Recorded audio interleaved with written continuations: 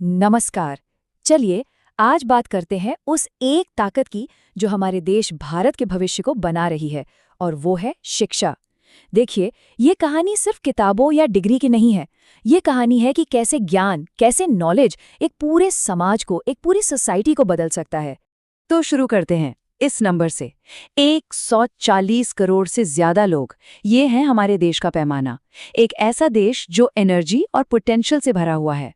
और इस विशाल आबादी के दिल में शिक्षा ही वो सेंटर पॉइंट है जिसके चारों ओर हमारे देश का भविष्य घूम रहा है। खास तौर पे हमारे युवाओं के लिए यही तो तरक्की और आत्मनिर्भरता का रास्ता है। और देखिए, दशकों की मेहनत के बाद हमने एक बहुत बड़ी मंजिल हासिल की है।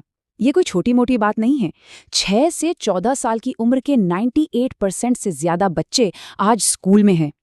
ये एक जबरदस्त कामयाबी है जो दिखाती है कि हम शिक्षा को हर दरवाजे तक पहुंचाने के लिए कितने सीरियस हैं। लेकिन यहीं पर एक बहुत जरूरी सवाल खड़ा होता है। क्या बच्चों का स्कूल में होना ही काफी है? क्या अटेंडेंस और लर्निंग, मतलब सीखना, एक ही बात है? यहीं से कहानी में एक दिलचस्प मोड़ आता है जो हमें भारतीय शिक्षा की एक ज्यादा गहरी सच्चाई से रूबरू कराता है।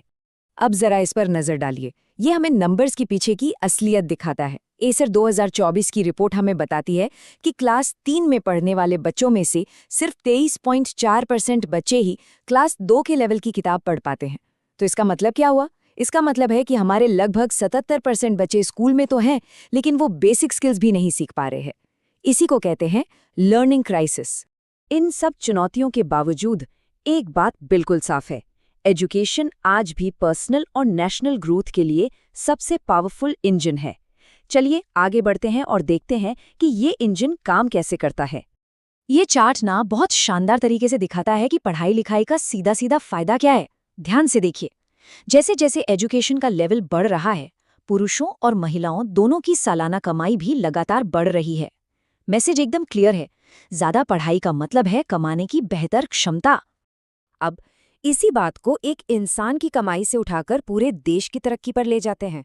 वर्ल्ड बैंक का ये डेटा देखिए, स्कूलिंग में अगर औसतन सिर्फ 1 साल का इजाफा हो तो देश की जीडीपी में 0.37% की ग्रोथ हो सकती है। तो बात यह है कि जब कोई एक इंसान सीखता है तो सिर्फ वो आगे नहीं बढ़ता, पूरा देश आगे बढ़ता है। लेकिन भारत में शिक्षा की कहानी हर किसी के लिए एक जैसी नहीं है।